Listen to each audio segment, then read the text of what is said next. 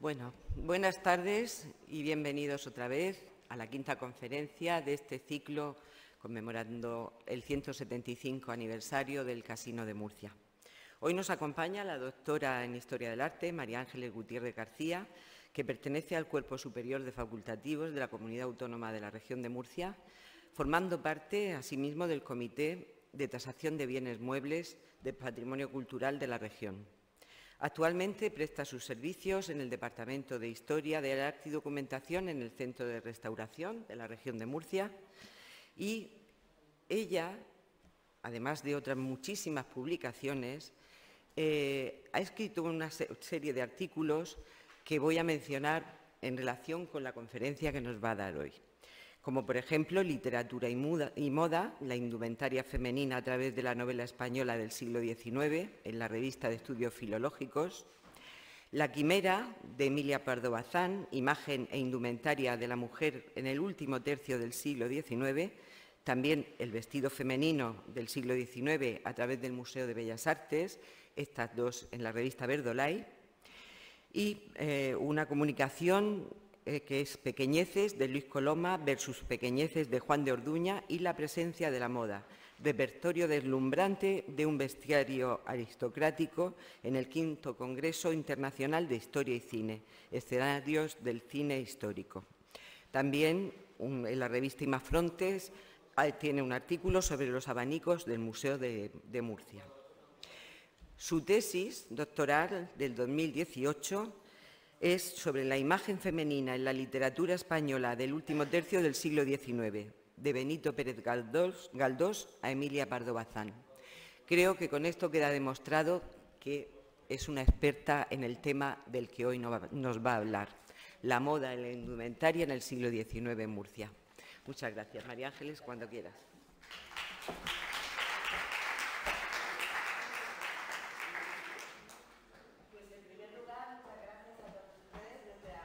Una afluencia tan encantadora como la de esta tarde. Por supuesto, al Real Casino de Murcia y a su presidente, don Juan Antonio Mejías, antiguo consejero nuestro de Cultura y Turismo, a Isabel García Precioso y, cómo no, a doña Loreto López Martínez, amiga y colega ya de tantos años. Y me gustaría en ese sentido unir su conferencia de la semana pasada precisamente con la conferencia actual, con moda e indumentaria en la Murcia del 800. Pero antes que nada, una breve reseña introductoria. Bien es cierto que el término moda, su concepto y significado, es un sugestivo fenómeno que desde la antigüedad aparece en la literatura y que en sí constituye una importante fuente documental, un punto de referencia indiscutible desde la Biblia, el Cantar de los Cantares, la Odisea, la geografía de Estrabón, los cantares de gesta, hasta la narrativa contemporánea. Cuando hablamos de indumentaria, aludimos siempre a la ropa, a las piezas de un vestido, de un traje, como un elemento distintivo de un paisanaje, de un género concreto, masculino o femenino, a lo largo de todos los siglos. Y cuando incorporamos el término moda, se inyecta un bagaje de volubilidad, de versatilidad, de cambio, y no siempre lo aplicamos al vestido, lo podemos aplicar a otros 1000 conceptos de la vida cotidiana. La moda y la indumentaria en la Murcia del siglo XIX son fenómenos paralelos, pero no siempre confluyentes, como en el resto del mundo occidental, como en el resto de la Europa occidental del 800. Exactamente igual. Desde el siglo XVIII e incluso antes, el lenguaje del vestido se va adaptando a los nuevos tiempos o, en su caso, van estableciéndose una serie de códigos culturales, estéticos y visuales basados en la tradición, y estos permanecerán más o menos inalterables por el paso del tiempo. Y la moda, sin embargo, ha fluido siempre en el resto de España y en Europa con sus brotes de extranjerismo, de adopciones, de críticas y de posturas refractarias, no siempre al unísono. Nos disponemos a mostrar diferentes aspectos de la moda del siglo XIX que cristalizan en, por una parte, la importancia de la crinolina y los antecedentes. La crinolina es lo que nosotros llamamos el miriñaque, pero que su acepción extranjera en Francia es la crinolina. La Revolución de 1789 en Francia suprime los indumentos vinculados a los distintos estamentos sociales y, por supuesto, el recuerdo al viejo régimen que representaba la corte francesa.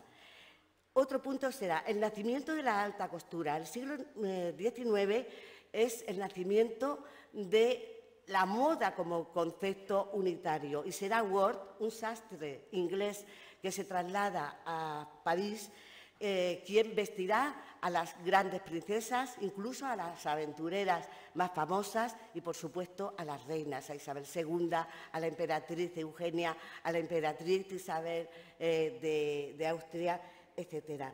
La literatura ecléctica, hay una vuelta también en el siglo XIX, desde Francia al resto de Europa, hay una vuelta al siglo XVIII.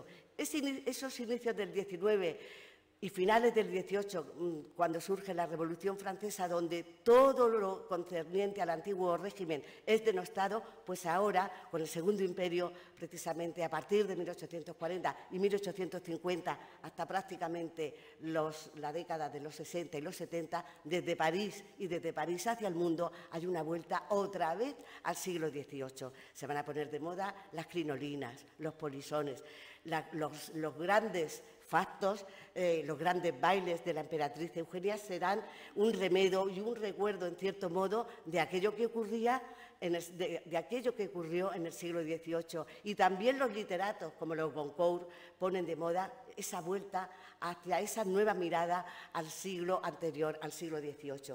Y por último, o ya llegando casi al final, la internacionalización del vestido, la estandarización del vestido. Para ello, lo que llamó Galdós el imperio de la levita, la máquina de coser, las revistas de moda, desde el siglo XVII existen, pero es en el XIX cuando verdaderamente tienen una proyección social y geográfica que parece mentira.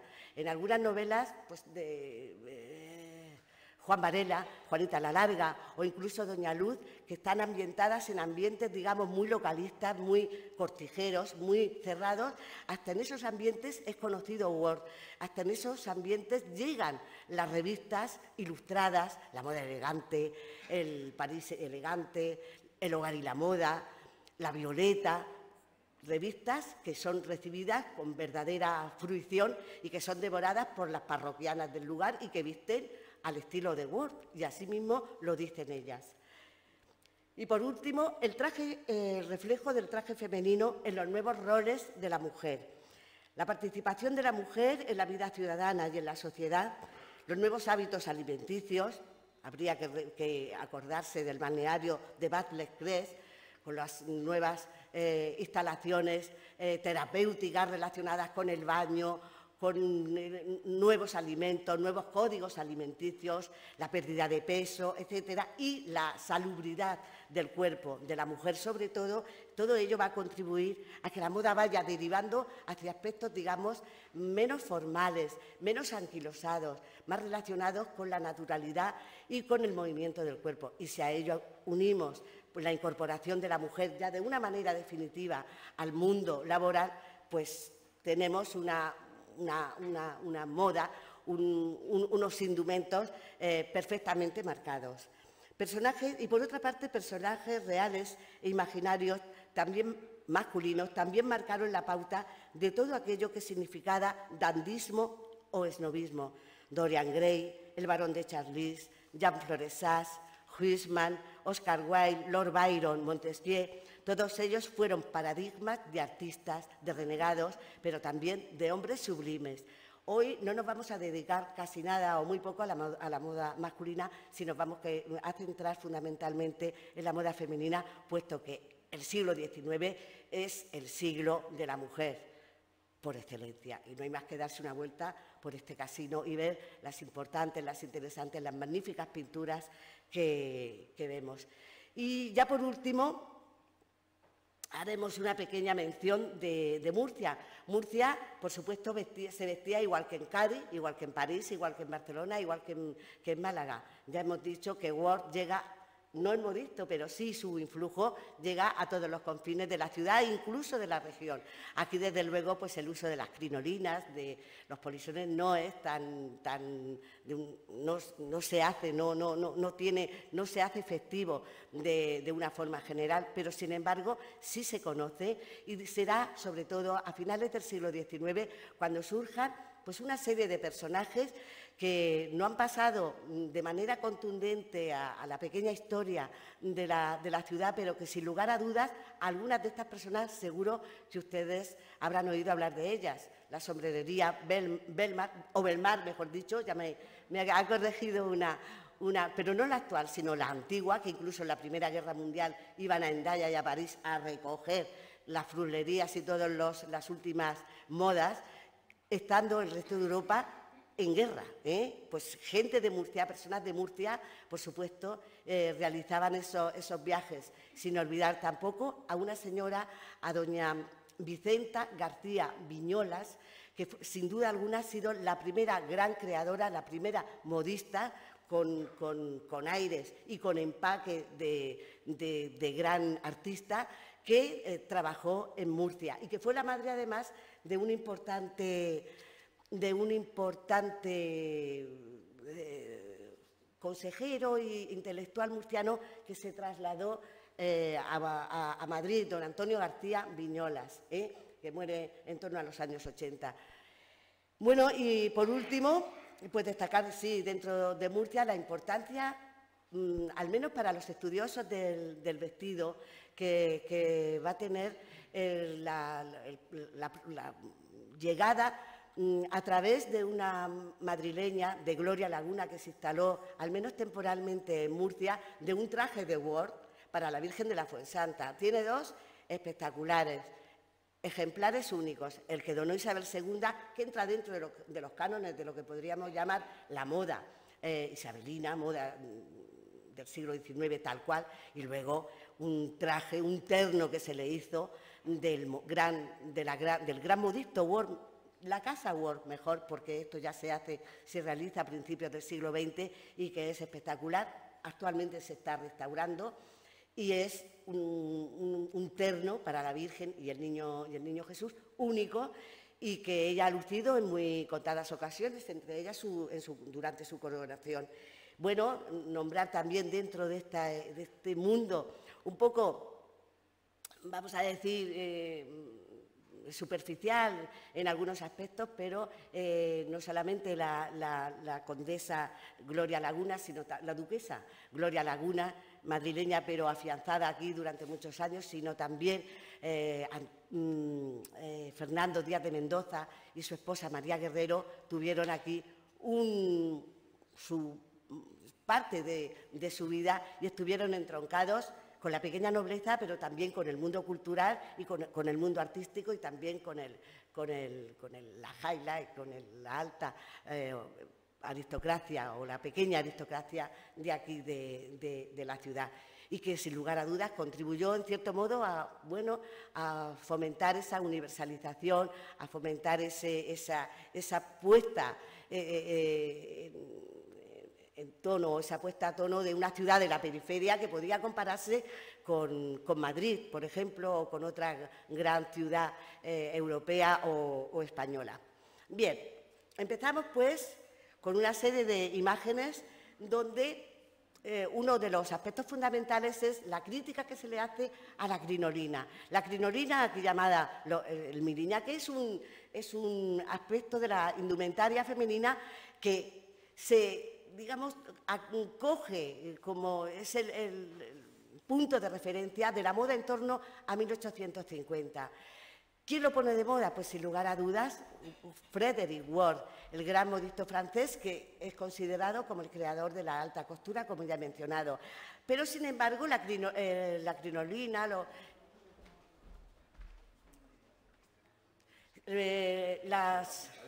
la crinolina es considerada también por los viandantes e incluso... ¿Hay algún problema? ¿Se ven mal las imágenes? Apagar todas las luces. Sí. Porque yo prefiero que no se vea, bueno. Sí. Si no se ve en...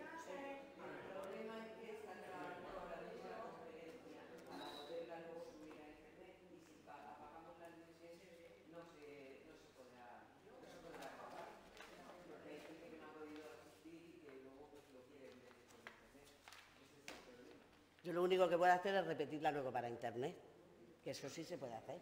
Contáis conmigo, por supuesto. Apagar la luz, venga. Venga, la luz. Isabel, pues ya está, la doy yo para internet, digo yo. Bueno, lo que digáis. Bien, Esto siempre da gusto porque eso es porque le interesa a la gente. ¿Así? Sí. Bien. Bien, hubo siempre conflicto con el uso de la crinolina, pues porque a los viandantes, porque a la gente cotidiana, pues no les gustaban estos aditamentos, que siempre habían existido, pero siempre estaban reservados a la nobleza, a las capas más altas de la sociedad estamentaria, en el siglo XVIII, en el XVII, en el XVI, ahora veremos los antecedentes. Lógicamente, en el XIX es denostada. Y, de hecho, por ejemplo, en algunas novelas, las novelas de Galdós, concretamente en Fortunata y Jacinta, en una de las escenas, las que hayáis leído la novela, y si no, quien hayáis visto la serie de televisión española, también es una escena que se repite.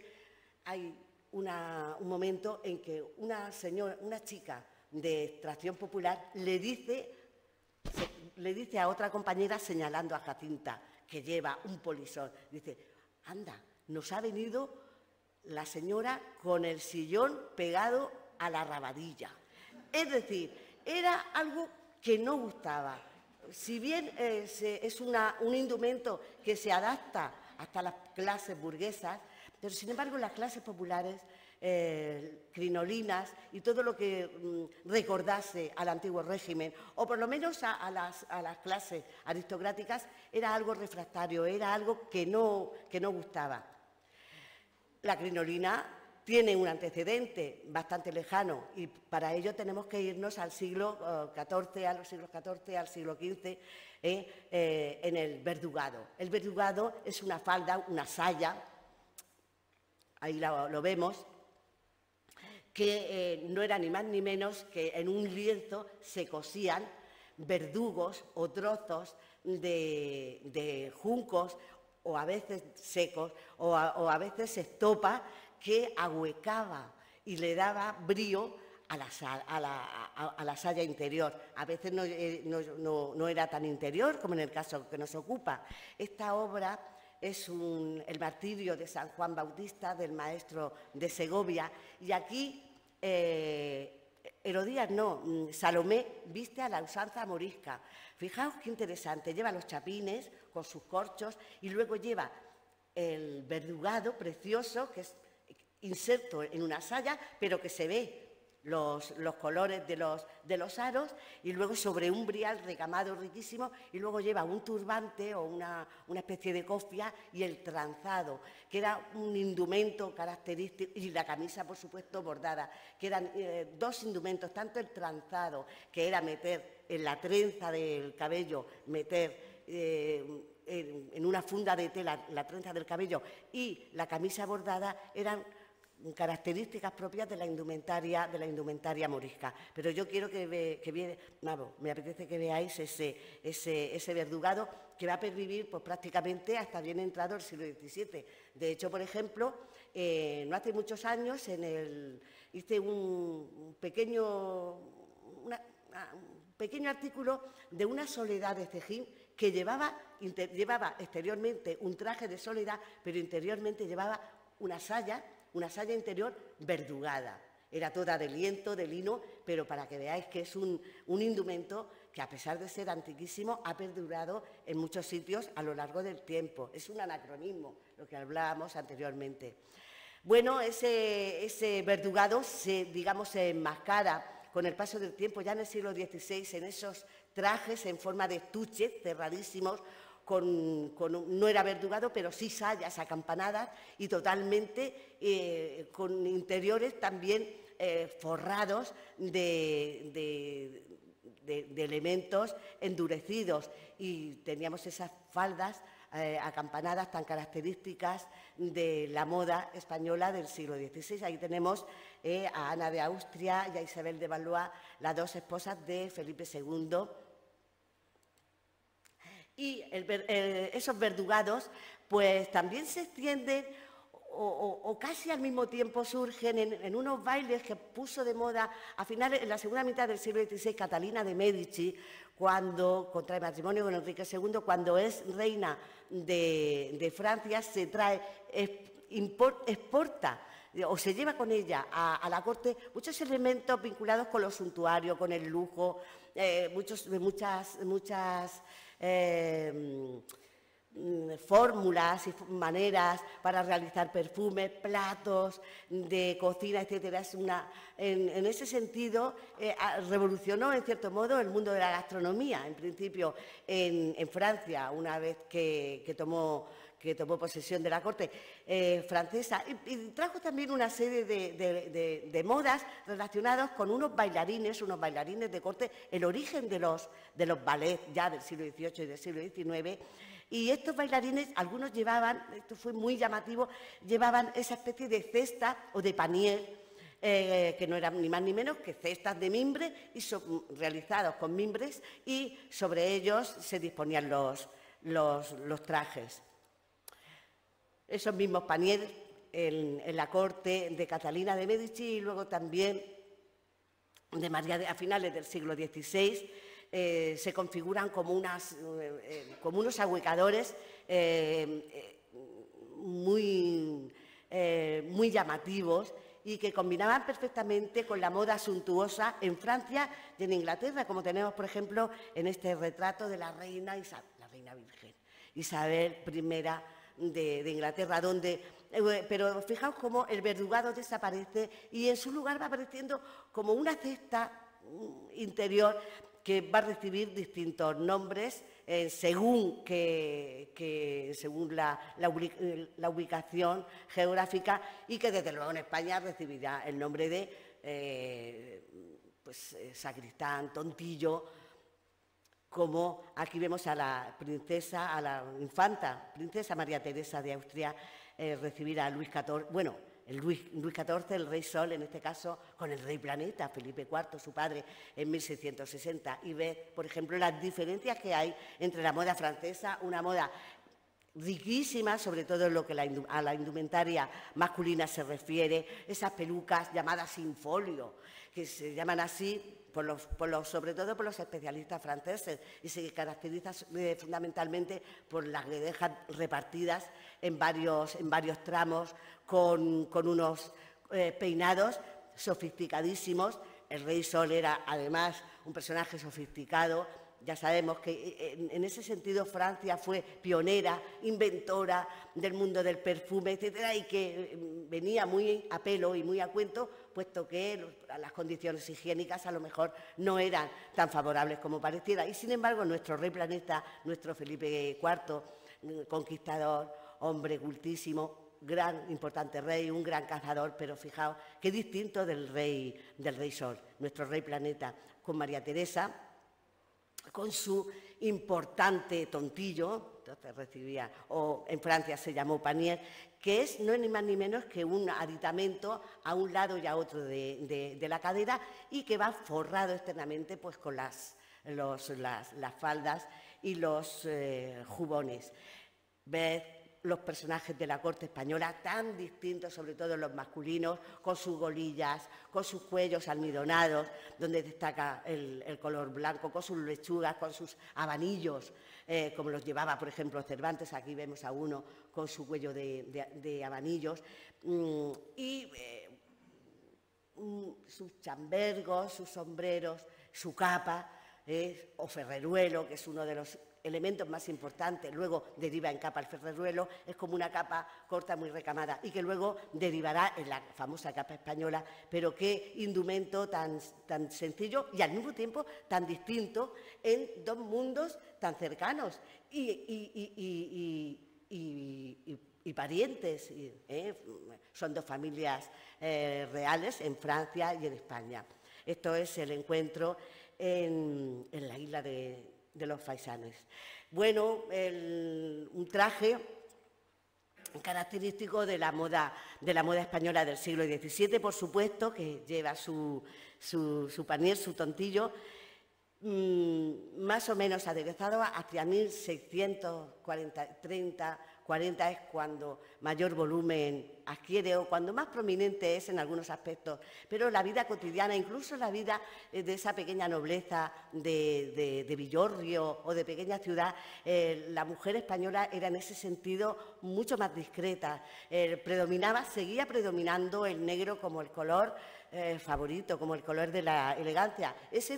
El negro fue considerado en un principio, en el siglo XVI, como el elegante negro de la corte española, que era un distintivo, y así siguió, sobre todo para la mujer, que utilizó ese y otros tonos afines a las tonalidades oscuras en la vida cotidiana y en la vida en el día a día. Y así lo confiesa ya a finales del siglo XVII la condesa de Aulnoy, que viaja por España y les choca muchos aspectos, como las tapadas, las que iban cubiertas, pero sobre todo también la sencillez y la lisura de muchas mujeres aristocráticas, como es este caso. No sabemos quién es, hay quien se aventura a pensar que fue la hija del propio Velázquez, pero en 1635-1640, que parece ser que está fechada la obra, la hija de Velázquez no era tan mayor.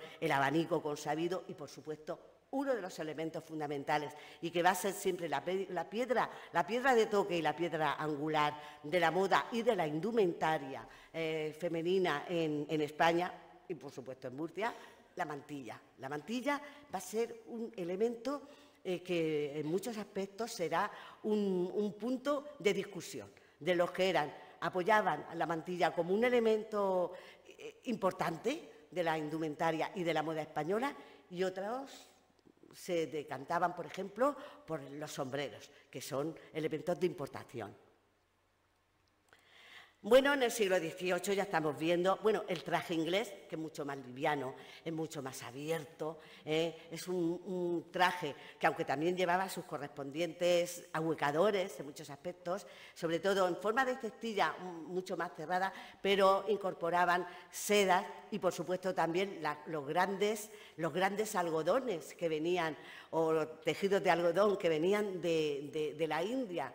En ese sentido, Gran Bretaña siempre tuvo ahí como una materia prima importantísima, y si a eso le unimos el desarrollo de ciertas máquinas de tejeduría, como la jacquard, pues el resultado fue espectacular. Una moda distinta del continente, distinta de lo francés y de lo europeo. Bueno, en el resto de Europa pues estaban los Borbones y de Sicilia en España, pero en el imperio estaba María Teresa de Austria, en el imperio austriaco, y en Francia María Antonieta, que ahí la veis vestida según los cánones y según la moda del antiguo régimen, con ese gran... Entonces ya se comenzaban a llamar estos aditamentos, se comenzaban a llamar miriñaques, pero unos miriñaques extraordinarios, eran traje de corte, no siempre iban así, a veces ya incorporaban otros elementos, digamos, más naturales, más naturalistas, más cómodos, como los trajes a la polonesa, a la pastora, etcétera. Bien, aquí tenemos una recreación de un modelo de Rosa Bertín, que fue una modista muy considerada y muy ponderada de María Antonieta, y con un vestido a la polonesa. Siempre, y lo sabemos también por las películas, por las biografías que hemos podido leer sobre esa reina tan desafortunada y tan desgraciada, que era una mujer que le gustaba vestir le gustaba vestirse según su entorno paisajístico, se vestía mucho a la pastora, se recreaba en los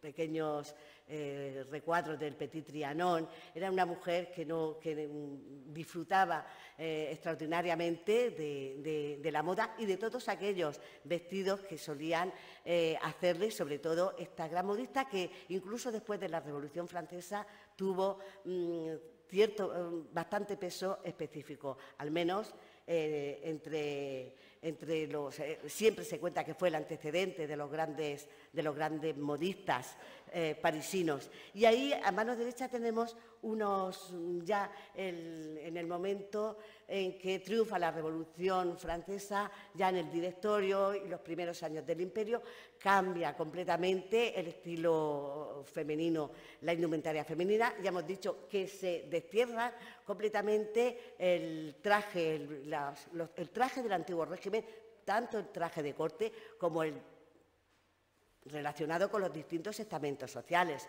el clero, la aristocracia y, por supuesto, el pueblo llano. Ya sabemos y lo sabemos por las pragmáticas, que ni muchísimo menos el pueblo llano podía osar investir con sederías o con objetos de lujo. Todo estaba perfectamente establecido y sistematizado. Y ya a partir, bien entrado el siglo XIX, desaparece la crinolina, desaparecen esos miriñaques, esos aditamentos, y aparece el traje tipo imperio. Se vuelven los ojos a Grecia y a Roma, y se van mezclando ya paulatinamente con algunos elementos del romanticismo. Pensemos que ya a principios del siglo XIX Napoleón Bonaparte quiso unificar toda Europa, pero claro, le salió, en cierto modo, el tiro por la culata, perdón por la expresión. ¿Por qué? Porque entonces comenzó la gran efervescencia de los nacionalismos. Polonia, España. Ahí fue el fracaso de Napoleón. Ya surge, ya podemos empezar a vislumbrar cómo la moda se va extendiendo, se va sistematizando en todos los países, en todos los rincones, pero sin embargo aparecen elementos pintoresquistas teniendo en cuenta siempre la procedencia o el lugar de origen. Evidentemente, muchas de estas mujeres, aunque vestían con los hábitos, se llamaba entonces el traje camisa, que era un traje abierto con un pespunte o con un corte debajo del pecho, y prácticamente en el interior se usaba, por supuesto, importante ropa interior, pero que no ahuecaba. Y a eso se unían siempre elementos ya relacionados con lo que podríamos llamar el romanticismo. Unas golas, una alusión a temas del gótico de tiempos pasados, una alusión a algún tocado oriental. En España no digamos, en España en ese sentido fue muy peculiar, muy distinto al resto de Europa. Bueno, moda de época del Directorio, ya aparecen los primeros sombreros del romanticismo, que son esas capotas pequeñas realizadas en paja. Y ya, bien entrado el siglo XIX, hacia 1850, tenemos a Ward y tenemos que tanto el cuerpo, es decir, tanto el corsé como el cuerpo, se coge un volumen extraordinario y al mismo tiempo expresa pues el gran lujo y esa vuelta, como decíamos antes, esa vuelta hacia el siglo XVIII, ese recuerdo, en cierto modo, de el antiguo régimen, de las Francia de Luis XIV y de Luis XV.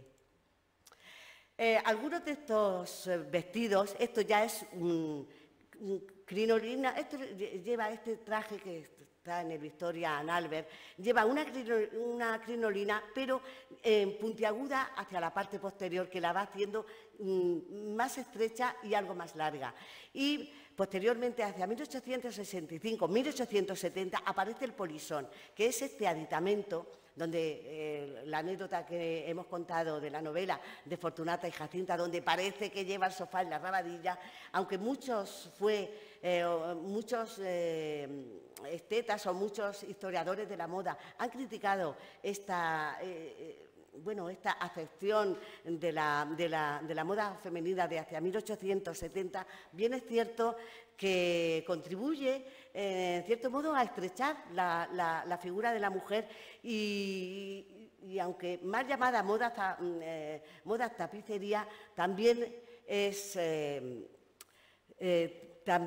cierto que se incorporan y que se van incorporando otros elementos que vienen a configurar pues, ya un nuevo estilo de la moda. Por ejemplo, la importancia de las japonerías y de las chinoserías. Extremo Oriente está presente, Extremo Oriente nunca desaparece de la moda ni del gusto occidental, pero aparece y desaparece. Y en estos momentos, hacia 1865, 1870, viene el Japón y China está presente también incluso en estos indumentos. Y, por supuesto, el color.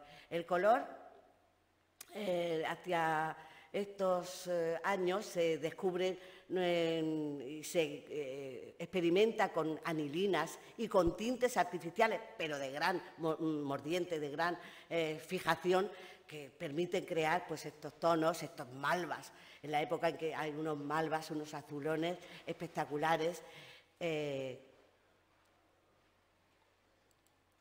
Y, por supuesto, la crinolina, este gran miriñaque, siempre había que disponerlo con bastantes ayudantes. En España, dos de las figuras señeras en cuanto a moda, la importancia de Ward, desde luego, es destacable, pero aquí se incorpora un elemento nuevo, que es la importancia del negro y la del mantón. El mantón de cachemir, que es importación o tiene su raíz en Inglaterra, pero que aquí adquiere, digamos, una importancia extraordinaria, sobre todo en determinadas clases sociales. Este es el retrato de doña Gertrudis Gómez de Avellaneda, vestida de negro, la importante escritora, y de la reina regente María Cristina de Borbón, que viste a la moda napoleónica, porque esta pieza, este retrato será de hacia 1815, no antes. Y aunque viste siguiendo las pautas de la indumentaria napoleónica, pero con una serie de aditamentos, con una serie de elementos bastante sofisticados, como por ejemplo la aigrette o la pluma que lleva en el tocado. De Federico de Madrazo es este cuadro que es adquirido hace relativamente poco tiempo a una importante financiera española y que hoy ya está en el Museo del Prado. Me parece que es la Condesa de Esparza, y es uno de los cuadros de cuerpo entero más importantes de Federico de Madrazo, y que, si se dan cuenta, ese miriñaque, esa crinolina, en este caso, no está tan acentuada, pese a ser un traje de corte y pese a ser el retrato de una señora pues de la alta aristocracia. Volviendo al romanticismo, hemos dicho que no se pierde, va perdiendo paulatinamente ese gusto por el vestido, por la camisa, por el vestido camisa, y cada vez va aportando la indumentaria elementos nuevos, grandes mangas, peinados que recuerdan el mundo medieval. Todo eso aporta el romanticismo. Estos cuadros son de Ingres, el pintor francés, y que también influyeron muchísimo en la moda española y europea. Y desde luego, si de española tratamos, este cuadro del famoso Dominique Ingres incorpora corales en algún elemento, pero sobre todo incorpora los llamados chichitos, es decir, los caracolillos de ascendencia andaluza, que durante mucho tiempo van a ser protagonistas de muchas mujeres, de muchas modas vinculadas con el romanticismo. Y el traje del hombre, pues después del traje del antiguo régimen, del traje de corte que, por ejemplo, se utilizaba en España o incluso, por supuesto, en Francia, y que tan distinto era de ese traje campero, mejor dicho, campestre del inglés, o incluso de los primeros, de los pioneros del nuevo país de Estados Unidos. Después, digo, de esos periodos revolucionarios, se impone, por supuesto, el imperio de la levita, como decía Benito Pérez Galdós, es decir, pues el terno clásico oscuro, a veces capa, a veces gabanes, por supuesto la chistera, los sombreros de copa, y donde más se recreaban esos lujos y los elementos de adorno es en las camisas, en las corbatas, que ya sabemos que es una prenda de procedencia militar, y por supuesto en los chalecos. Bueno, no nos podíamos olvidar de Murcia y Caravaca de la Cruz, para ser más concreto. Esto es la familia Benítez Bragaña, obra del gran pintor murciano Rafael Tejeo, pintor importantísimo, trabaja y vive en la corte, perteneció a la Academia de Bellas Artes de San Fernando. Él cultiva la pintura neoclásica, pero luego también es un gran retratista a la manera inglesa. Fijaos en esa, cuando decimos a la manera inglesa, el retrato inglés con Gainsborough, sobre todo, aporta una gran naturalidad a los representados, y luego la incorporación del paisaje. El paisaje siempre es determinante a la hora de encuadrar una pintura donde aparecen retratos de personajes. En este caso, son burgueses. Cuando hablamos de burgueses no estamos tampoco criticando la pertenencia a un grupo social. Efectivamente, la pequeña burguesía caravaqueña era muy interesante, y él muy interesante y muy eficaz. Se casa con una señora de Caravaca de la Cruz, María Cruz Benítez, y esta es la suegra del pintor, que aunque el cuadro es de hacia 1823-25, pero ella todavía viste a la manera como se vestía en el directorio y en el imperio de Napoleón Bonaparte, con ese vestido camisa quizá un poco ya más abigarrado, tiene su corte debajo del pecho, ya no son esas muselinas vaporosas que hemos visto anteriormente, sino que es digamos, un tejido mucho más contundente. Por supuesto, lleva también su mantón de cachemir, bueno, me imagino que sería de cachemir, o en este caso sería casi un mantón de las Indias. Ya veremos el mantón de Manila y la importancia que tiene. Y aquí está con sus dos hijos. Uno pequeño, que viste un terno pequeño, un terno en azul, y Rafael Benítez Bragaña, el otro hijo.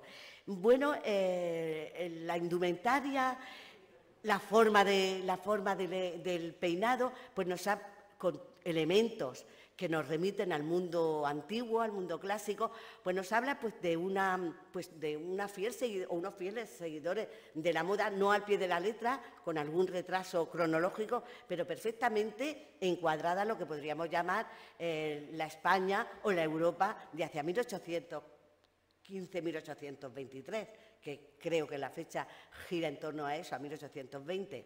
Y bueno,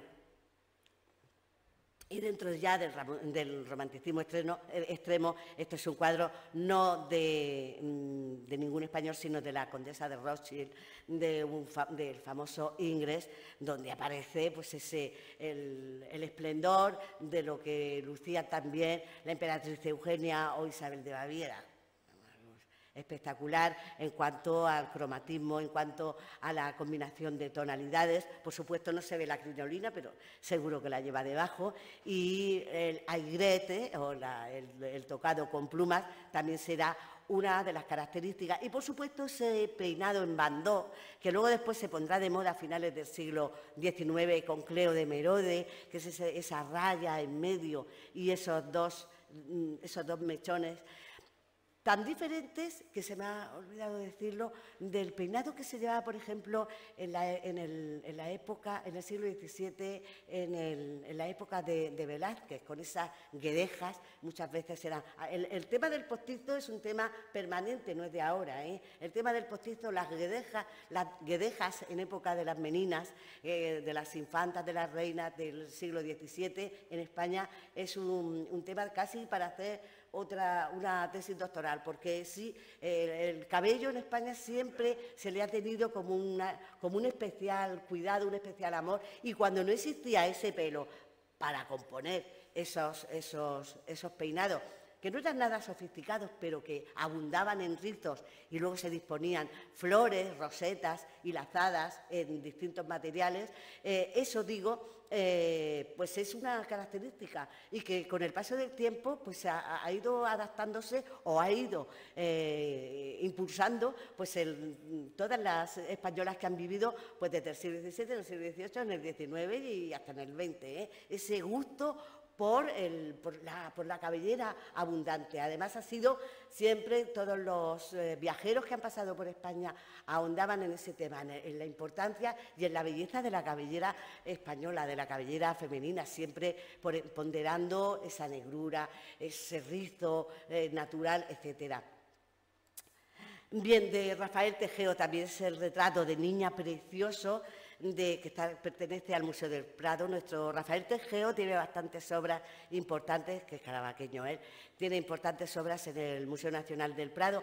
El azul como un color vinculado con la niñez y más concretamente con la niña. Luego ya después se pasará al color rosa, como este que vemos aquí, precioso, de Madrazo también, y es ni más ni menos que Conchita Serrano, futura duquesa de Santovenia, y la hija del gran duque de la Torre, que fue uno de los personajes más importantes de la política española del siglo XIX hasta la muerte de Alfonso XII, Francisco Serrano. Su hija, en este caso la niña, que es una niña de 10, 11 años, esta obra ya hacia 1867-1870, pero vengo a hablar sobre todo de la importancia del vestido, es casi el paso a la preadolescencia. Y la niña lleva, a pesar de su traje corto, porque es un traje de niña, el rosa, que ya se ha convertido en el color característico de la infanta.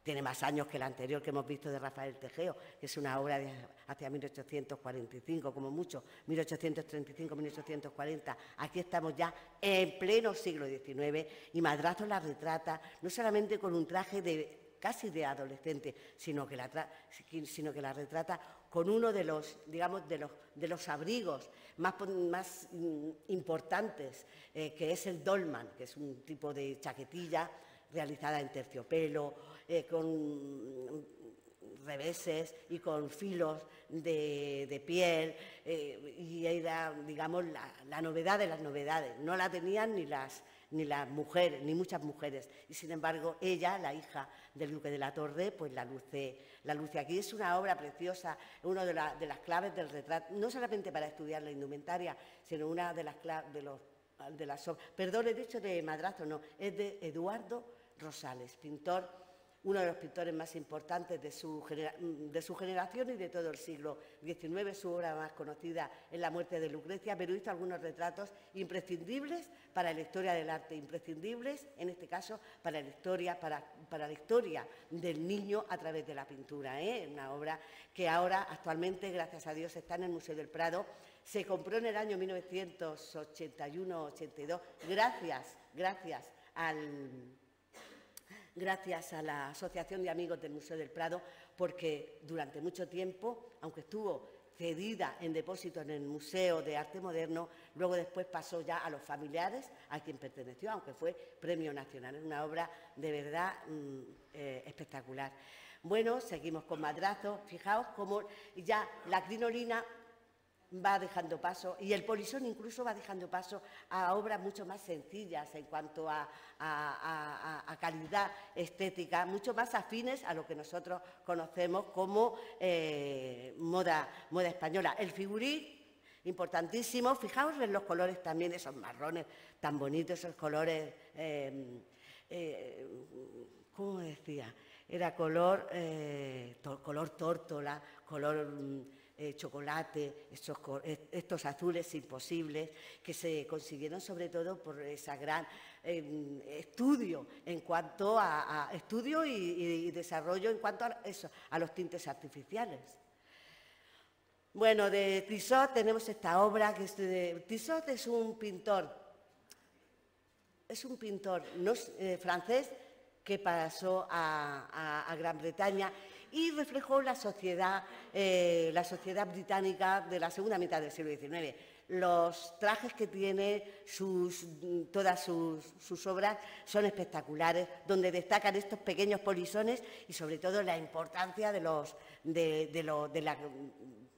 color en la moda. Y este es Villegas Cordero, un pintor también muy elegante español, donde nos presenta a esta aristócrata con un vestido en lamé brochado y donde ha desaparecido ya prácticamente, y estamos en 1880 como mucho, donde han desaparecido casi todos esos aditamentos, todos esos ahuecadores de la falda. Y sin embargo, por supuesto, todavía no se ha perdido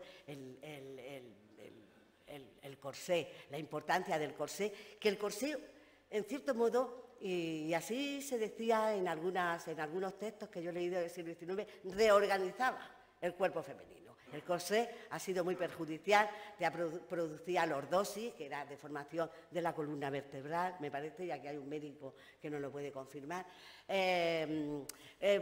Producía otra serie de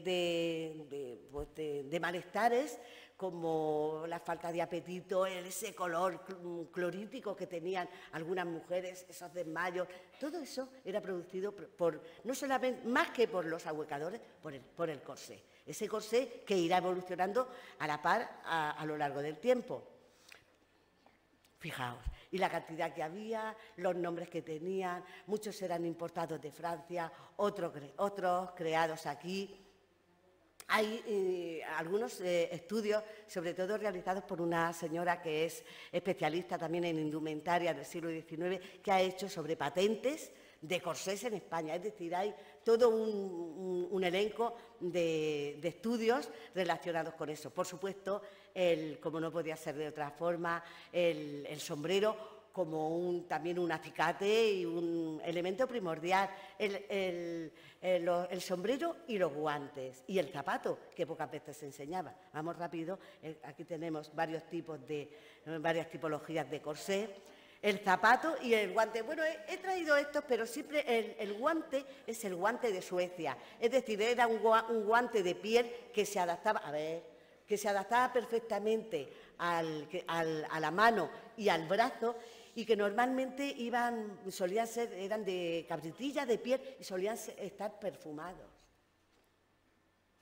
Este no, también es de piel, pero está coloreado. Bueno, y algunas imágenes que les traigo sobre todo de algunas novelas de la época cuya primera edición ya venían con su correspondiente ilustración. Esta es de La Regenta, de Clarín. Esta no es La Regenta, esta es Visita, una de las amigas de Ana Ozores.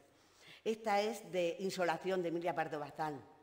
Bueno, y por supuesto, aparte de pintores y aparte de ilustradores de famosos libros, pues luego están, digamos, los más casquivanos. En este caso, en Madrid teníamos algunos, como Méndez Bringa, etcétera, Inocencio, casquivanos y al mismo tiempo, más que casquivanos, humorísticos, donde siempre había como una alusión o una ambigüedad en todas estas viñetas decoradas. Bueno, Majas Chulas, Majas, Manolas y Chulas fue un libro también de muchísima aceptación y, por supuesto, la mujer española, la mujer americana y lusitana, o las mujeres españolas, americanas y lusitanas, que es un compendio, las mujeres vistas por sí mismas, las mujeres y los hombres vistos por ellos mismos. Hay todo un compendio de monografías relacionadas un poco con la sistematización de la mujer, la guapa, la chula, la creída, la modista, la aristócrata, la madrileña, la andaluza, la de Córdoba. Es decir, había la murciana, ahora veremos algunas. Siempre eran característicos que incorporasen a esas estampas coloreadas y de mujeres bellísimas, pues algún texto pues de Emilia Pardo Bazán, tengo Faustina de Melgar, Faustina Sáez de Melgar, Gertrudis Gómez de Avellaneda, es decir, escritoras del siglo XIX hablando de ellas mismas. Bueno, estas estampas, la que vende, la castañera, la modista, la costurera, y luego después, pues en Murcia, por ejemplo, me encontré en una edición, no sé si era Semanario Murciano, me parece como un dicho súper gracioso y que hoy no pega nada. Pero bueno, tenía forma de polisón, de falda de polisón, ¿la ven? Aquí, una niña debe saber coser, cocinar, ser buena, no ser ociosa, hacer buen pan, ahorrar la ropa, ser viva y alegre, evitar los enredos, gustar, guardar un secreto, dominar su genio, cuidar a los enfermos, leer, pero no una novela, hacer mucho ejercicio, eso sí está bien. Pasar sin tener criada, tener la casa muy limpia, ser el encanto de la casa, ver un ratón sin miedo, limpiar las telas de las arañas, respetar siempre a la vejez, algunas cosas están muy bien. Vestirse muy modestamente, tener gran cuidado con el bebé, ser el apoyo y fuerza del marido, casarse con quien tenga mérito real, ser en todos los casos mujer fuerte, llevar un calzado que no hiera los pies. Y nos gustaría que la moda de este polisón se generalizase entre nuestras... En fin, que... Bueno, y importante es pues, la creación de la máquina de coser.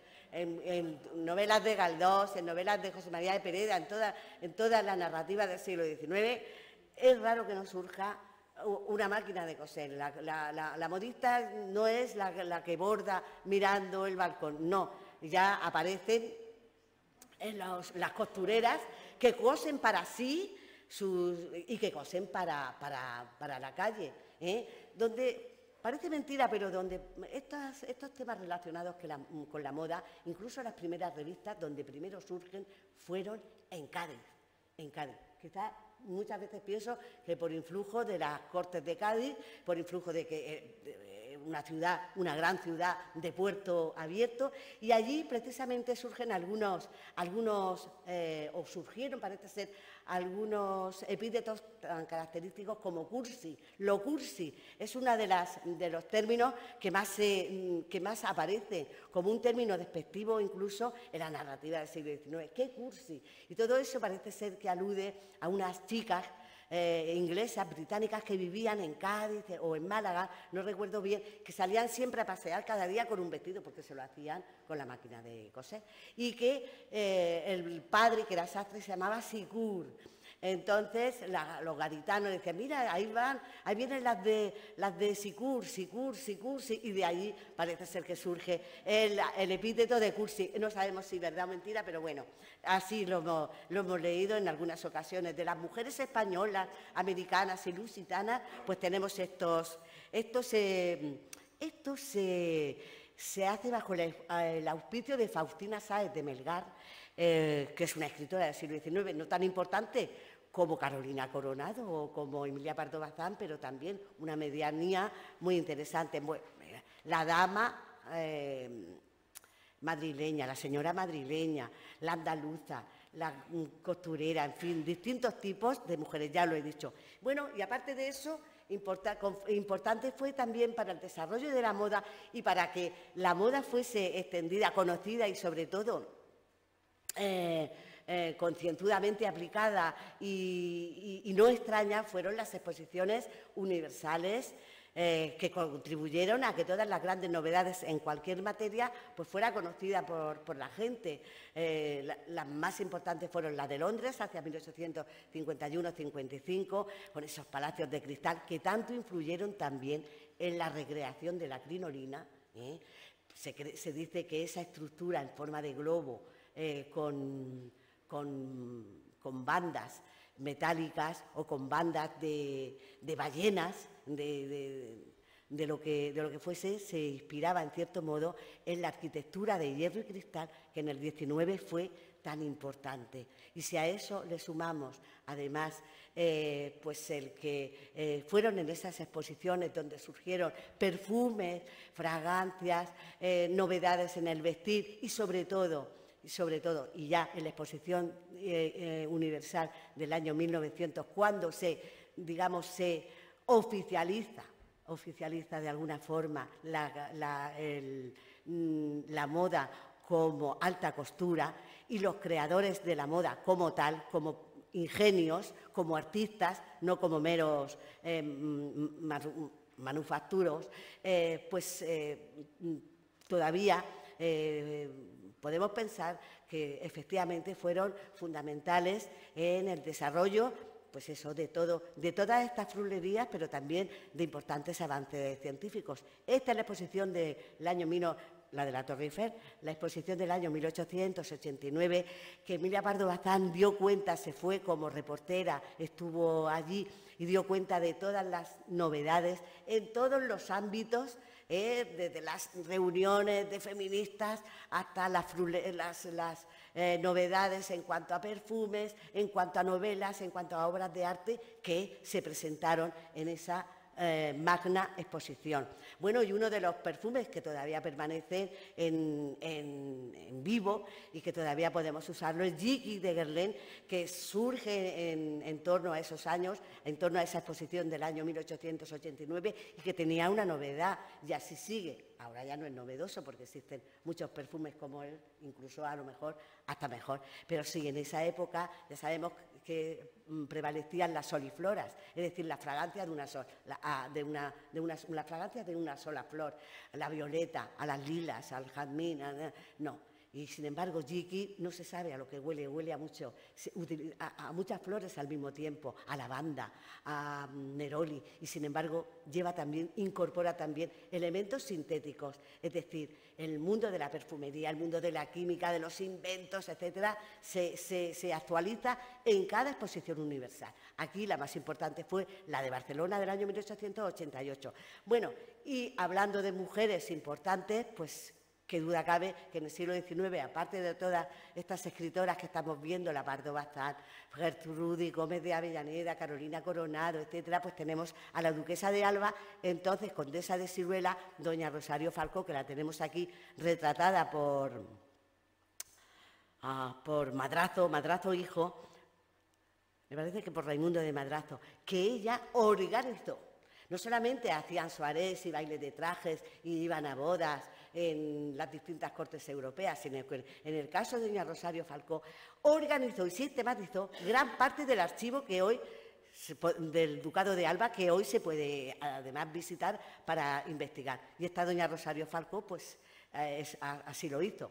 Y lo pongo al lado de la España, bueno, el teatro crítico me interesa menos, pero la España moderna sí, porque es una publicación que estuvo promulgada por don José Lázaro Galdiano, que fue mentor, director creó un museo, el actual Museo Lázaro Galdiano, pero sobre todo fue muy amigo de Emilia Pardo Bazán, y en la España moderna publicó precisamente un estudio que le encargó un importante intelectual estadounidense sobre la mujer española. Y ella hizo un estudio verdaderamente fastuoso sobre la aristocracia, la burguesía y el pueblo llano. ¿Y quién se lleva la peor parte? Pues lógicamente la burguesía, la mujer burguesa. Y sin embargo la aristocracia española y el pueblo llano, pues digamos que alcanza el número 10. Mirar esta exposición universal del año 1900.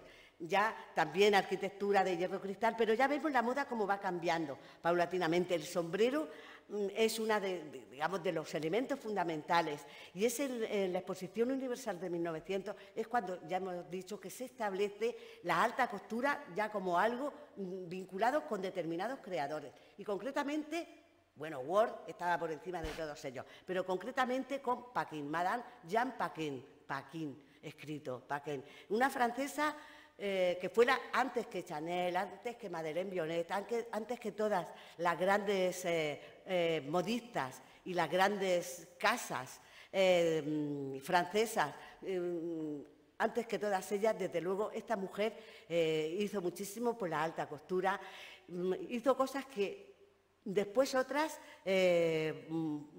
lograron con el paso del tiempo. Incorporaron perfumes a sus casas, a sus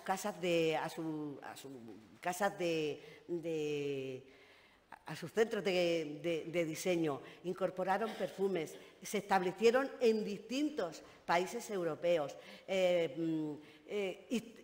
instauraron de alguna forma el paseo por los maniquíes y no en pasarelas, sino incluso en el entorno de la ciudad, etcétera.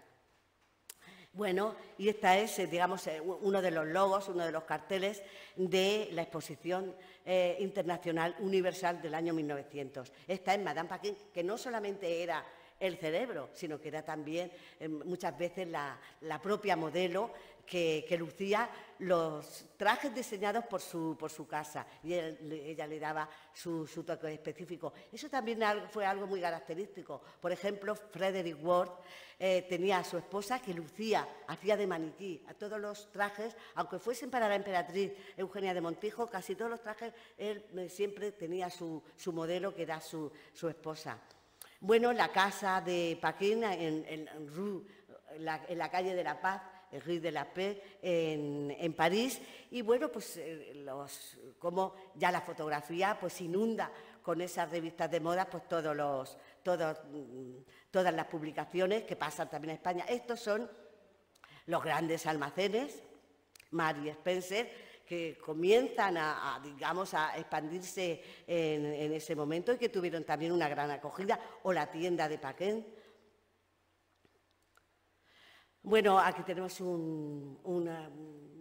ya de finales del siglo XIX, esa lisura, esa sencillez de la moda española expresada en este retrato de Dolores, que es un cuadro de Ramón Casas. Es un pintor catalán muy publicista, muy amante del cartel. Ya ahora veremos algunas obras, pero en esta obra en concreto un poco se vincula con Zuloaga y con esas obras tan tremenda, tan tremendista y tan naturalista. Bueno, y esto un cromo de los bailes de trajes. Los más famosos fueron los de los duques de Fernando Núñez. Bueno, y aquí una obra... Aquí, que no sé por qué no sale el hombre, aquí una obra de John Singer Sargent, que es un pintor estadounidense que viajó por Europa, pintó mucho, sobre todo España, Creta, todo el Mediterráneo, pero también la alta burguesía y la aristocracia británica y, por supuesto, las grandes familias estadounidenses, como este cuadro que tenemos aquí, donde es el matrimonio descendiente de Isaac Newton, donde aparece ella pues, con un traje, con el llamado dividir-ser, que era una especie de falda-pantalón que a finales del siglo XIX y principios del XX ya se pone de moda. Y aquí a la derecha tenemos un cuadro precioso de Inocencio Medina Vera, la romería de San Eugenio, que se celebra, es una fiesta que se celebra en septiembre en Madrid. Ya vemos cómo se adaptan las modas, pero con esos elementos y esas peculiaridades propias de lo idiosincrásico, de la idiosincrasia, en este caso madrileña, el mantón. El mantón de Manila, que ya Benito Pérez Galdós hizo un alegato fantástico en torno al uso, a cómo ya en el siglo, bien entrado el siglo, en la segunda mitad del XIX, el mantón va no desapareciendo, pero guardado en el arca, y que solamente se saca para los toros, y que solamente son las clases populares quienes hacen uso diario o cotidiano de él. de Rodríguez Acosta, este cuadro también de mujeres con mantón, y una burguesa catalana también de Ramón Casas, esta obra importante. Ya vemos cómo aparece pues, esa ropa higiénica, esa ropa acomodaticia al cuerpo femenino, y la imagen de la derecha es una mujer ya bien entrado el siglo XX, hacia 1902, 1905, donde viste de forma sencilla y calza pues, de forma más sencilla todavía. Y bueno, se pone de moda en torno a esta época las llamadas chicas Gibson, que es un peinado que estamos viendo ahora en todas las obras que os estoy enseñando. Es ese pelo recogido en la nuca, encima de la nuca, ahuecado, y que a finales del XIX fue, digamos, el peinado por excelencia de todas las jóvenes y también de todas las señoras casadas. Es este peinado que veis aquí, que lo llevan estas dos señoras, o esta, que también es de Méndez Briga, son una serie de ilustraciones, muchas de ellas que pertenecen al Fondo de Arte de ABC. Bueno, vemos también la evolución del corsé, de 1896 a 1900, ya en plena, ya casi terminando la Primera Guerra Mundial, cómo casi se va adaptando a la silueta del cuerpo femenino. Y, por supuesto, junto con esos corsés mucho más higiénicos y mucho más naturales, pues, por supuesto, los leotardos, las medias gordas para en los viajes. Es la época en que está triunfando, en cierto modo, el automovilismo, las escapadas a la montaña, y que la mujer formaba parte de eso, y para eso necesitaba pues toda una serie de elementos para poder ir al mismo nivel que sus compañeros. La gimnasia no estaba tan desarrollada como ahora, aunque no lo sé, en Pilates hacen cosas muy parecidas actualmente. Pero, en fin, bueno, se ponen de moda, ya sabemos, las curas alimenticias, los balnearios. Y ya los balnearios in extremis, ya sabéis que los Kelos, la marca famosa de los Kelos, estuvo patrocinada por dos hermanos que además fundaron un balneario. Ahí, relacionado con esto, una película muy graciosa, crean un balneario donde todo el mundo se levantaba a las 5 de la mañana, empezaban a hacer gimnasia, se bañaban, agua fría, agua caliente, y comían nada. Ellos fueron los que inventaron los Kelos, el Kelos, que es los cereales de la manera más sencilla, y que ellos fueron precisamente los que, digamos, propiciaron y promocionaron este tipo de vida sana, quizás por sus creencias, por sus propias creencias religiosas, eran protestantes o adventistas o algo así. Bueno, algunos talleres importantes de la alta costura parisina, las costuras, los modistas, mejor dicho, las modistas de París. En España también existían mujeres muy captadas de una forma muy moderna, como esta chica, la chica que está una fotógrafa en un yate del gran pintor Cecilio Pla, valenciano. Y bueno, y el cartelismo. Ya habéis visto las chicas Gibson, estas que os he enseñado antes, cómo incluso se pegan y se reflejan en la publicidad del momento. En el caso concretamente de Ramón Casas, que hace esta preciosidad de Anís el Mono de cartel, pues que es y que además incorpora elementos tan modernos como ese peinado a los Gibson, pero sin embargo incorpora también un traje de volantes, bueno, y el mantón de Manila. Las chicas estas, la playa, pues forma parte también de los deportes del momento. Bueno, y la importancia del sombrero. Ya hacia 1905, Emilia Pardo Bazán, perdonad que insista, pero es que es una escritora que, aunque escribiese Los Pazos de Ulloa, también escribió mucho sobre moda, muchísimo, en la ilustración artística. Todas las semanas lanzaba su perorata, escribía su pequeño artículo, en muchas ocasiones metiéndose con los sombreros estrepitosos, estos que vemos aquí, que son bellísimos, a mí me parecen encantadores, pero en aquella época había mucho detractor, sobre todo porque abogaba por el uso de la mantilla, que se decía que era mucho mejor. Bueno, de Méndez Bringas son estas ilustraciones que vemos ya de principios del siglo XX, algunas veces con su sentido del humor, y algunas son también de Inocencio Medina Vera. Inocencio Medina Vera, a pesar de ser de Archena y pintar dentro de lo que podríamos llamar el costumbrismo y la pintura regionalista, él incurre de una manera además muy, muy interesante en el mundo de la publicidad, en el mundo de la ilustración. Trabajó mucho tiempo en Madrid, aunque luego emigra a Argentina y establece allí su taller, emigra con su primo Vicente Medina, pero él tiene un arraigo interesante, sobre todo en aquellas obras relacionadas con el mundo de la ilustración y del humor, como estas que estáis viendo aquí. Bueno, ese trabajo ya a principio en algunos pintores, como en Jean Beret, vemos estas copistas en el Museo del Louvre, donde pues prácticamente visten pues, con total comodidad y aunque no se parangonan al mismo nivel que los chicos, que los jóvenes, pero bueno. De Inocencio Medina Vera también es este descanso,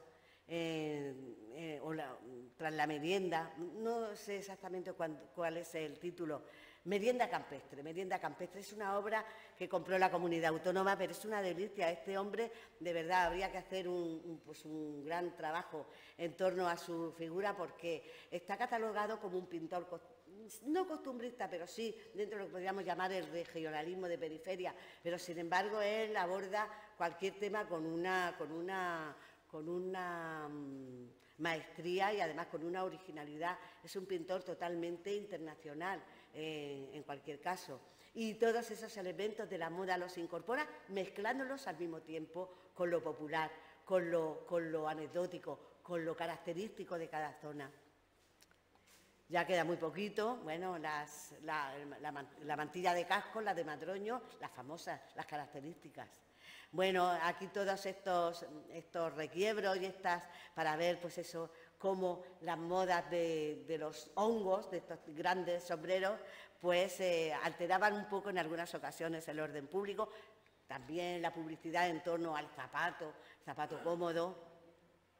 Los trajes de la ropa blanca. Bueno, la primera vez, por ejemplo, que yo en la novela leo algo relacionado con una tendera moderna, parisina y tal, es en Fortunata y Jacinta, donde uno de sus personajes, Aurora Samaniego, que es una chica que ha vivido en Francia por circunstancias personales de sus padres, al volver a Madrid, estamos hablando, Fortunata y Jacinta está encuadrada en los años 1884, 1875, 1880. Es la primera vez que Benito Pérez Galdós describe a una mujer moderna de cómo podía ser una mujer parisina o de Londres, Aurora Samaniego, y la describe como que viste con muchísima sencillez, un traje del mismo color y que trabaja por sus propios medios, se traslada a una tienda que tiene en el centro de Madrid, donde recibe sobre todo ropa blanca, canastillas para bebés y que entonces se llamaba el trousseau de boda para las desposadas. Es decir, es algo insólito, en cierto modo, en torno a los años 70, 80 del siglo XIX, pero no es, fue una realidad. Esto es una fotografía, además, correspondiente de una tienda de esas características en el Madrid. Y aquí dos casi pertenecientes a la misma cronología, dos grandes obras de arte dentro de lo que podríamos llamar la alta costura. Una obra de la casa Ward, porque Ward empieza a trabajar en torno a los años 40, 50 del siglo XIX, pero él muere a finales del siglo XIX y luego la casa Ward la heredan los hijos, que ya eso estaba más que formalizado y más que arraigado. Y ellos siguieron trabajando durante mucho tiempo los talleres, la casa de de costura, de alta costura, estuvo trabajando en trajes espectaculares como este que vemos de principios del siglo XX, donde ya han desaparecido crinolinas, polisones y solamente permanece estas mangas jamón, que están de moda a principios del siglo XIX y luego a principios del siglo XX, y luego este traje brochado que lleva decoraciones de crisantemos, que es una obra de arte y que me parece que está, no sé en qué museo, en un museo francés, en un museo de París, que está dedicado además a la moda. Y este que es a la derecha es una obra también de Poiret, que es también un creador de alta costura. Entre uno y otro hay muy poca diferencia de años, pero fijaos qué diferencia de concepto. Bueno, también esto es la casa, la Maison Paquin, que ya hemos visto alguna imagen, y este es un traje también de Word también son estos. Esta es la etiqueta, digamos, una de las características fundamentales de los artistas y de los grandes creadores de la época es la etiqueta, la firma. Eso es algo que no se puede perder y que forma parte del grif, digamos, de la marca del artista. Word y Bover, porque él, Frederick Word, antes de quedarse solo, estuvo aliado con un sastre también experto en lanas y en tejidos. Y bueno, luego ya después fue simplemente Frederick Ward, luego la Casa Ward, que ha permanecido hasta escasamente 20 o 25 años. Lo último que creaba esa casa, que hubo una época que se unió a Paquin, lo último que se recreaba fue un perfume que nació en los años 30, 40, que se llamaba Jaeger Bien. Es lo último que conozco yo de Ward, que ya ha desaparecido por completo. Y de la condesa de Greffel, que es, digamos, el alter ego de un personaje de A la busca del tiempo perdido, es este catálogo donde esta señora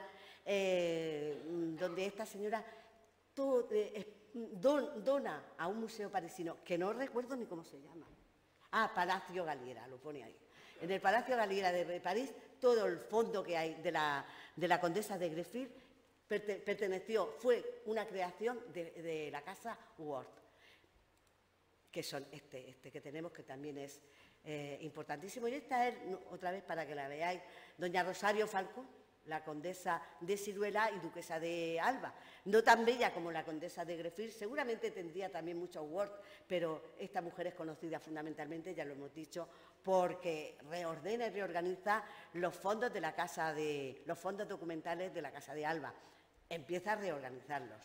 Y luego, pues aquí algunos, no solamente junto con la indumentaria y la moda, pues no podía faltar la joyería de autor y la joyería, digamos, más pacata, más sencilla, como la joyería realizada con cabello, que tan importante es. En la de Bringas, de Galdós, también hay una alusión a este tipo de joyas.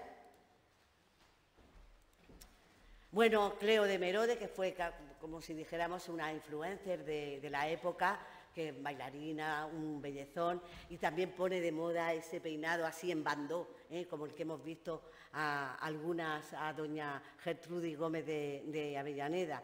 La joyería modernista a base también, pues sobre todo de esmaltes y de piedras preciosas, y desde luego a finales del siglo XIX surge la gran figura, porque bueno, en España es Ansorena,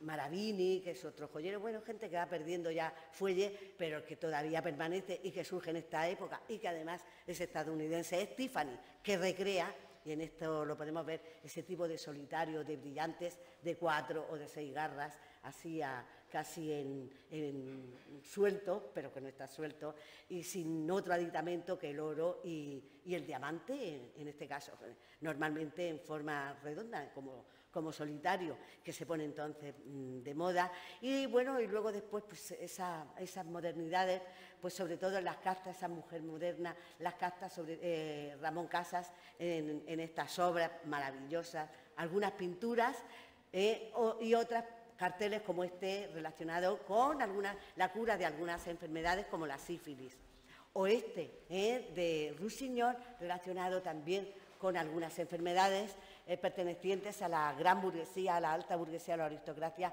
como la morfina, que fue, junto con la absenta, pues grandes perdiciones para la época del momento, y que sobre todo eran utilizadas por las artistas, pintores, escritores, etcétera.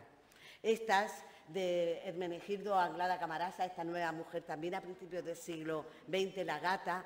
Bueno, y ya hablando de hombres, pues solamente poner el conde de Montesquieu, que es un francés, que es el alter ego del barón de Charlis, es decir, un personaje imaginado por Marcel Proust, y que homosexual, pero un diletante, un dandy, de Oscar Wilde, que os voy a decir, es el gran creador del teatro del siglo XIX en Irlanda y en Gran Bretaña y en Europa, y que fue él mismo también un dandy en muchos aspectos, un snob y un esteta, como se llamaba. Lord Byron, que también se caracterizó no solamente por ser un importante escritor y poeta, sino también por disfrazarse, iba así a lo turco, a lo eslavo, en muchas de sus apariciones, y un hombre que todas caían rendidas a sus pies. Y el duque de Fernán Núñez, aquí pintado por Goya, espectacular, un poco siguiendo los cánones de la indumentaria dieciochesca española,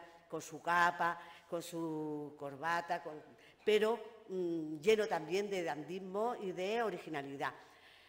Y ya, pues por último, esta foto, bueno, casi por último, esta foto donde vemos un cartel muy expresivo, donde aparece una francesa vestida a la francesa, recibiendo a una joven española, que la conocemos porque tiene una buena cabellera y además daos cuenta que lleva su mantilla. Es decir, ¿por qué en Hendaya? Porque es entonces el lugar de visita, aparte de que fuese luego a las playas de Biarritz o fueses a París, no, pero Hendaya era el sitio donde la burguesía precisamente recogía o iba a comprar esas ropas que no podía adquirir en España. La murciana del siglo XIX, mirad, en el tema de la indumentaria en Murcia, en la Universidad de Murcia, José Miguel López Castillo, que va a leer próximamente su tesis doctoral, es un gran especialista en indumentaria murciana, es de Algezares, algezareño de pro. Y él está haciendo un estudio exhaustivísimo en torno a la indumentaria popular murciana, partiendo, pues como parten todos, pues desde Juan de la Cruz Cano y Olmedilla, digamos las famosas estampas o imágenes del siglo XVIII.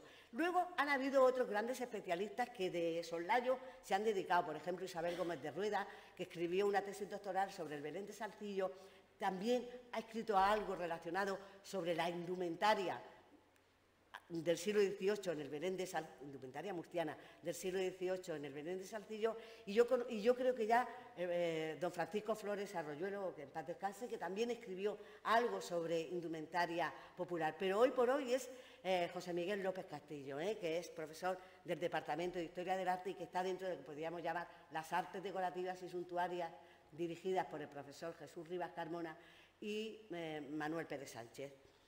La murciana de las españolas, lusitanas y americanas. Aquí tenemos la muy sencillica. Bueno, moda internacional de Raimundo de Madrazo y de Ramón Casas, con ese peinado tan característico de principios del siglo XX. Moda internacional de un cuadro que actualmente está en el Museo de Bellas Artes de Inocencio Medina Vera, este baile, inspirado seguramente en este cartel también de una exposición internacional, ya lo hemos puesto, una boda, o mejor dicho, un bautizo en la huerta de Inocencio Medina Vera, que es un cuadro extraordinario perteneciente a una colección particular, la Fuensantica de Inocencio Medina Vera tenemos aquí, y a la derecha de Juan de la Cruz Cano y Olmedina y Juan de la Cruz Cano esta naranjera, esta arrendadora de la Huerta de Murcia, preciosa. Fijaos que no se parece nada, me parece que hay un grupo folclórico de la Alberca, de las Torres, que se preocupó o se ha preocupado, uno de de las almas mater de este grupo, ya falleció José Luis, me parece que se llama, y investigaron mucho las cartas de dote y todo lo relacionado con la indumentaria popular murciana. Fijaos qué monada, ¿eh? Son trajes de algodón, llevan muchos escapularios, llevan incluso evangelios, que son unas cosas pequeñicas, como unos escritos religiosos pequeños para que no se produjeran, para que no diera nada, en este caso a la huertana no se le hiciera mal de ojo, es decir, escapularios, en fin, llevan una serie de aditamentos monísimos. Inocencio Medina Vera crea este traje, crea la Fuensantiga de una manera, digamos, más universal, con menos elementos anecdóticos. Pero Juan de la Cruz Cano y Olmedilla fue un gran difusor de todos los trajes, no solamente de Murcia, de Valencia, del Valle de Ansó, etcétera. Aquí otra vez el huertano y la huertana. Bueno, y este es el manto que forma parte de un terno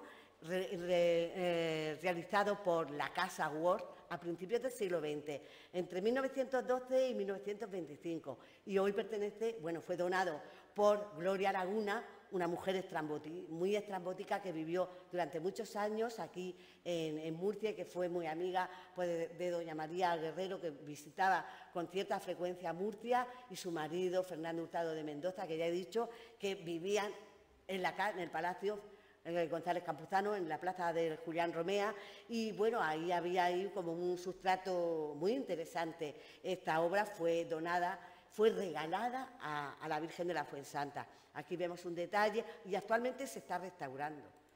Y este es también un hábito de la Melba, una importante cantante de ópera, que también lució un terno similar al de la Virgen de la Fuensanta y también realizado por Watt. Bueno, y ya por último, y ahora sí de verdad, a mí, pues sin duda alguna es, digamos, la síntesis de lo que podría ser la moda y los aspectos populares o los aspectos pintorescos o regionalistas de lo que es la indumentaria o la moda murciana a finales del XIX. Y todo se puede cotejar en este cuadro de Odulio Miralles, el verano, donde aparece en un cielo que apenas se ve, pero cubierto por esos toldos, que ya no son otra vez tan cotidianos, aparece la figura, pues seguramente de una lavandera o de una criada preciosa, vestida a lo popular, con una falda sencilla, con su mantón sencillo, sin ningún tipo de alaraca, y su abanico. Y aquí, en esta nota de prensa, vemos cómo lo que os he contado al principio de la exposición dice: en el Expreso de mañana, 28, sale el acreditado sombrerero Belmar y su esposa Dolores Martínez, en compañía del conocido sastre Manuel García y su señora, la acreditada modista Vicenta Viñolas, en busca de las novedades, y van dispuestos a visitar Francia, si las circunstancias de la guerra se lo permiten, o a retirar de la frontera de Hendaya los géneros que les remiten sus casas de París. Ojo, aquí, porque esta nota es del año 1914 o 15, estaba ya la Primera Guerra Mundial. Lo que pondrán a su regreso, que será del 15 al 20 del próximo marzo, en sus respectivos establecimientos, Marimbaldo 1, la calle Marimbaldo 1, y Salón Sombrerería Belmar, Platería 23 y 29, para que el público elegante pueda surtirse en las fiestas abrileñas y próxima temporada de verano. Y ya hasta aquí, si queréis alguna pregunta. Me ha encantado la aceptación del público. Creo que yo me he puesto muy nerviosa porque quiero hablar mucho y decirlo en poco tiempo, y creo que ya me he sobrepasado un poco. Pero si queréis, no obstante, hacer alguna pregunta, aquí estoy. Aquí estoy para lo que gustéis o para lo que guste. No me vaya a preguntar más.